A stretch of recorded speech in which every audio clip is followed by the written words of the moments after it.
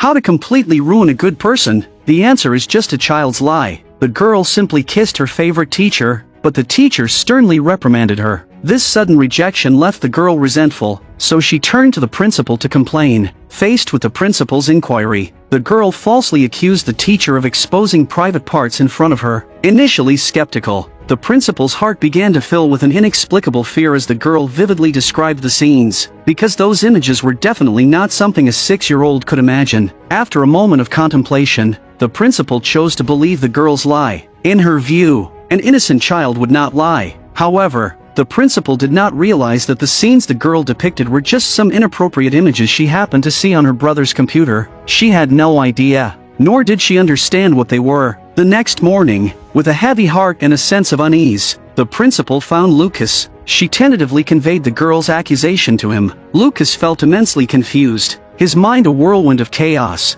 unsure of what had transpired. After careful consideration, the principal decided to grant Lucas an extended leave. She explained that he could only return to work once the situation had been thoroughly investigated and clarified. Later, the principal specially invited an experienced psychologist to conduct a detailed psychological assessment for the girl, perhaps to avoid upsetting the girl. The expert maintained a gentle and cautious demeanor throughout the process. His questions were extremely subtle and tactful, and after a relatively brief evaluation, the expert quickly reached a conclusion. Lucas was identified as the perpetrator by the expert, who self-righteously believed that Lucas deserved to go to hell. Subsequently, the principal solemnly informed the girl's family. Although the girl's mother did not believe this to be true, the principal was absolutely certain that the girl had been violated. Meanwhile, during a parent-teacher meeting, the principal exaggeratedly publicized Lucas's crimes, urging all parents to pay closer attention to their children and watch for any recent abnormal behavior. The parents were shocked upon hearing this news. They could never have imagined that Lucas,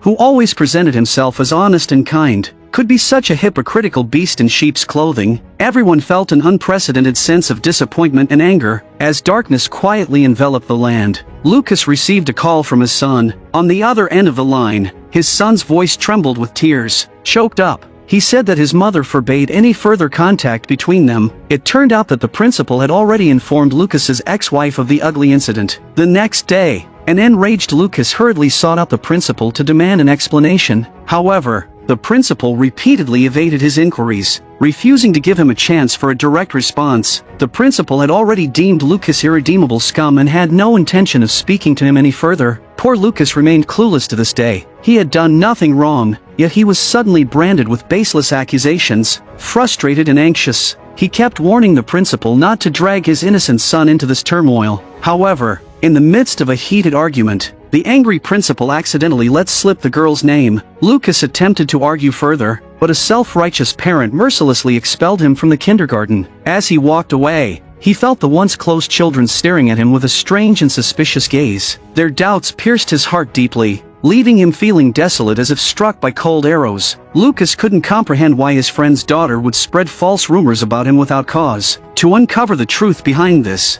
he sought out his friend, hoping for answers. However, his friend only shed silent tears. Those tears held endless sorrow and pain, making it impossible to discern whether he mourned his daughter's actions or the collapse of trust between friends. At that moment, his friend's wife angrily approached Lucas, launching exaggerated accusations. Faced with this sudden onslaught, the usually gentle Lucas was left speechless, forced to sadly walk away. But just as he was about to step out of this suffocating space, his friend suddenly called out to him. The argument drew Clara's attention. Even though Lucas was being treated so unfairly, he still greeted Clara with kindness. Seizing the opportunity, Lucas quickly slipped away. Seeing this, the girl realized that it was likely her lie that had caused all of this. After a struggle of hesitation and self-doubt, she finally mustered the courage to tell the truth. However, upon hearing her daughter's confession, the mother did not react as expected by lifting her suspicions of Lucas. On the contrary, in her view, the only reason her daughter changed her statement was that she had likely been threatened or coerced by Lucas. In the end, the mother mercilessly placed all the blame on Lucas, seeing him as a monstrous villain beyond redemption. Yet, the most terrifying lie in the world is precisely the deeply ingrained belief that children do not lie. People instinctively assume that children are inherently innocent and incapable of falsehoods. As a result, whenever a lie comes from a child's mouth,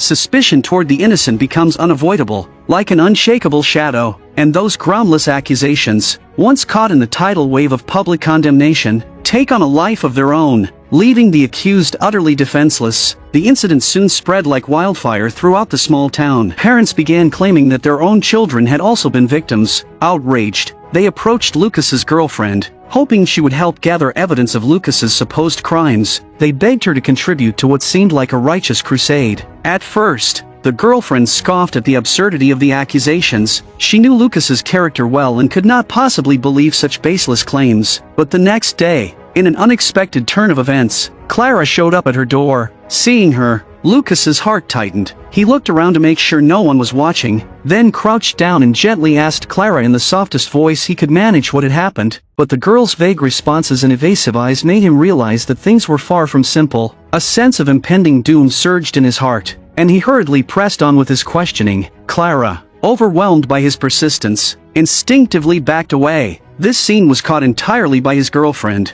who stood behind him, watching. When she saw Clara burst into tears out of fear, doubts began to creep into her heart as well. Lucas's eyes turned red. He had never imagined that even the person closest to him would start doubting him. The loss of trust felt like a sharp blade, stabbing deep into his heart. This man, who had always endured everything in silence, finally broke down. In a fit of rage, he drove his girlfriend away. From this moment on, Lucas was completely trapped in an abyss of isolation. For days, he lay on his bed, refusing to eat or drink, as if he had become a lifeless shell. Now, he not only faced the material crisis of unemployment but also the piercing eyes of suspicion from everyone around him. His thoughtful son, worried about his father's condition, came to visit him. Looking at his father's haggard face and sunken eyes, the boy felt nothing but endless concern and helplessness. Although he firmly believed in his father's innocence, he was powerless in the face of the cruel rumors that tarnished his name. Shortly after, Lucas's younger brother also came to check on him. The next day, the boy went to the supermarket alone to buy daily necessities. But just as he finished paying and was about to leave, the shop owner called out to him coldly. There was hostility and warning in the owner's tone as he made it clear that neither he nor his father was welcome there anymore. The boy felt both powerless and furious at this sudden rejection and hostility. But in the end, he could only leave in silence. As he approached his home,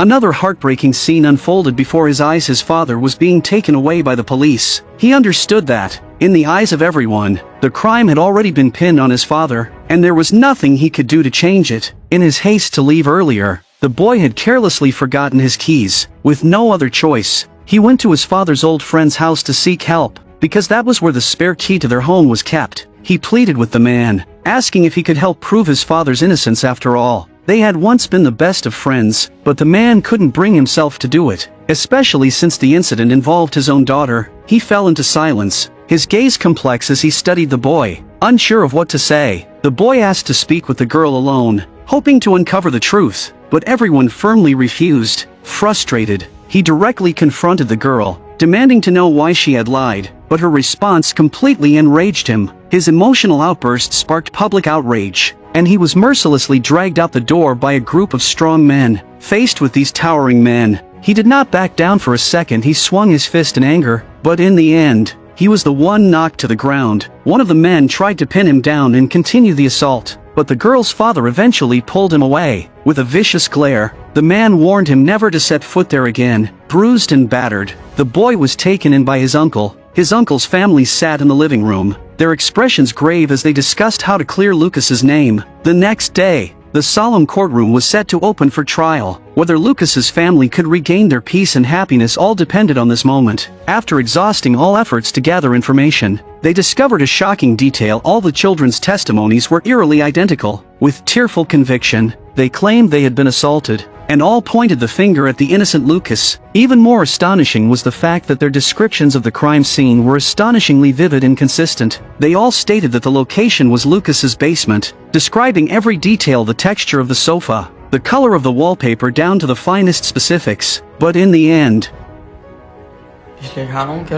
after rigorous police verification and a fair trial in court, the truth finally came to light. Lucas was exonerated. As he walked toward justice, father and son embraced each other tightly. Lucas glanced around, taking in the cool-toned surroundings. A long-lost sense of peace and relief washed over him. He thought that after enduring this storm, Life could finally return to normal, but what he didn't realize was that their nightmare had only just begun. That evening, as Lucas cooked dinner, enjoying a rare and precious moment with his son, something suddenly felt off. His body tensed. He grabbed a baseball bat and cautiously stepped out to investigate, but under the dim night sky, the figure had already vanished without a trace. Not far away, a black bag lay silently on the ground, an eerie presence against the quiet night. A sinking feeling of dread filled his chest, but he forced himself to move forward and check. The moment he opened the bag, his heart shattered into pieces. Inside lay his beloved dog, the companion he had raised for years. Grief overwhelmed him. He had done nothing wrong, nothing at all, yet this indescribable sense of powerlessness dragged him deeper into an abyss.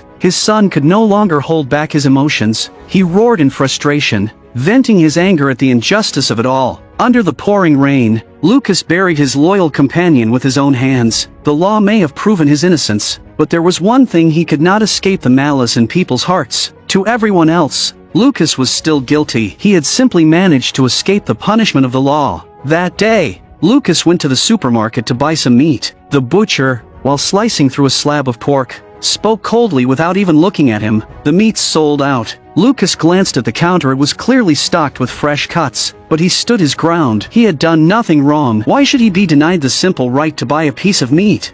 Seeing Lucas refuse to leave, one of the workers wiped his hands, then suddenly threw a punch, knocking him to the floor. There wasn't the slightest hint of guilt in the man's eyes. He believed he was doing the town a favor. Hearing the commotion, the store manager rushed over. The moment he saw Lucas, his expression darkened. "Get out!" he ordered coldly. Pain radiated through Lucas's body, but it was nothing compared to the humiliation burning inside him. He looked around, meeting the disgusted gazes of the onlookers. A deep fury and unwillingness boiled within him. He would not keep silent anymore. He would not let them trample over his dignity. But his defiance was met with even more ruthless violence. They struck him, kicked him again and again until they were too exhausted to continue. And then, as if throwing out garbage, they dumped his bruised and battered body outside the store. Lucas struggled to his feet, every movement pulling at his wounds with searing pain. Yet in his eyes, there was no defeat, only unshaken determination. He would not yield to their cruelty. With his body covered in cuts and bruises, he limped back inside. He was going to take what was rightfully his. And so, at the cost of his battered body, he finally walked out of the supermarket with what he came for. At that moment, his old friend and his family happened to witness the scene. Watching his former best friend reduced to this state all because of his daughter's lie, the man lowered his head. Though whether it was out of guilt or shame, even he wasn't sure. Lucas returned home and secluded himself in a dim room. His thoughts tangled like a messy web, unable to be unraveled. He felt perplexed, wondering why, despite always treating others with sincerity, he was repeatedly wounded by the cruelty of human nature. Suddenly, he seemed to have made some significant decision. He washed away the bloodstains in the bathroom, put on a sharp suit, downed a shot of strong liquor, and headed towards the church. It was Christmas Eve, and the town's church was illuminated, with residents gathered devoutly praying, the air filled with a sense of peace and tranquility. Yet, each of them was a murderer, self-proclaimed righteous murderers. As Lucas,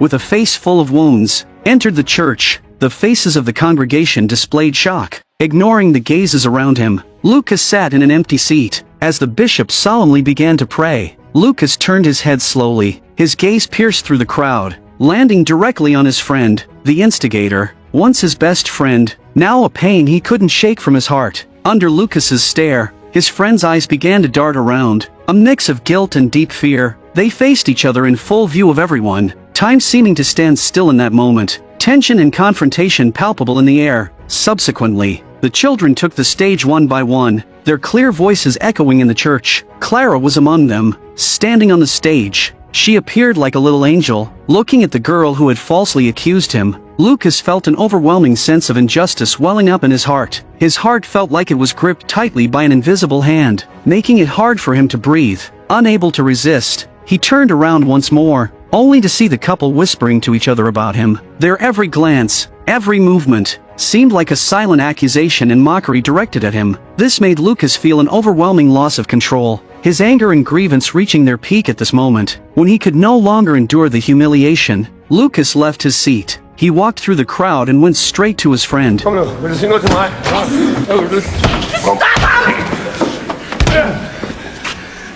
Hvad? Det kan du godt lige holde op med, en fucking psykopat! Jeg har lov til lige at snakke med Theo. Prøv at kigge lige ind i mine øjne. Kig ind i mine øjne. Kig. Hvad kan du se? Kan du se noget? Hvad siger du? Hvad? Ingenting. Der er ingenting. Der er ingenting.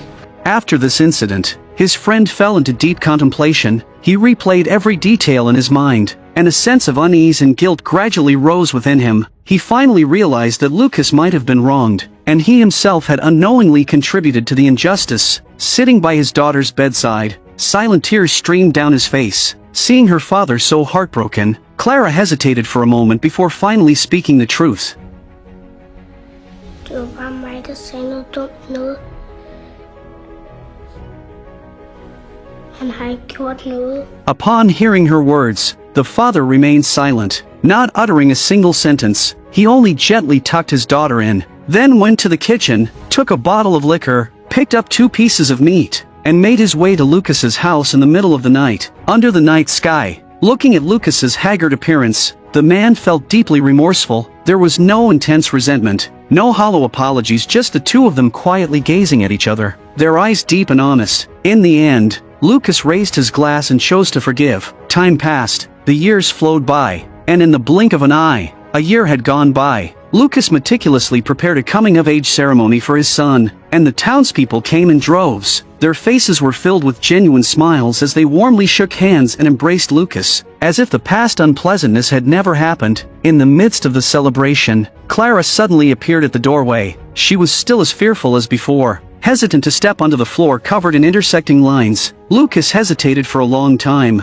his heart caught in an uncontrollable struggle. Yet, in the end, he walked over, gently bent down, and, with an unexpected tenderness, embraced the girl who had nearly destroyed his life. After the gathering ended, a group of people eagerly set out for a hunting trip. Deep in the dense forest, Lucas and his son accidentally got separated. However, he did not feel anxious or uneasy. Instead, he leisurely took in the scenery around him. He strolled through the woods, immersing himself in the tranquility and harmony of nature. At last, he was free. Suddenly, a deafening gunshot shattered the peaceful air. Lucas barely escaped death from the sudden attack. Still in shock, he turned to look at his assailant, only to see the person skillfully chambering another round with a cold precision. Just as Lucas thought his life was about to end, the attacker hesitated. Bathed in the golden hues of the setting sun, the figure slowly turned away and walked off. Lucas never got a clear look at the person's face, because that person stood atop the moral high ground, basking in the sunlight, upholding what they called justice. This is a film as cold as ice, penetrating deep into the bones. Its narrative style is neither rushed nor sluggish, with a calm and rational cinematic language that brews a suffocating sense of oppression and madness beneath the surface. Some say that justice may be delayed, but it will eventually arrive. Yet justice that arrives late has already lost its original meaning, because by then, it is no longer justice at best. It is merely a truth used for self-consolation. When everyone stands on the moral high ground, criticism becomes an effortless act, but the impact of our words and actions on others is often unpredictable. We fear prejudice, yet we unknowingly become its architects. Though we all have the freedom to speak our minds, we must also remain in awe of that privilege, ensuring our voices do not become tools for manipulation. On the stage of discourse, we should build a fortress of truth and fairness, with facts and evidence as its solid foundation, neither losing ourselves nor succumbing to the will of others. The most terrifying thing about this film is that they even described the color of the walls in my basement, but I don't have a basement. I'm a film enthusiast. Subscribe to my channel, and I'll see you next time.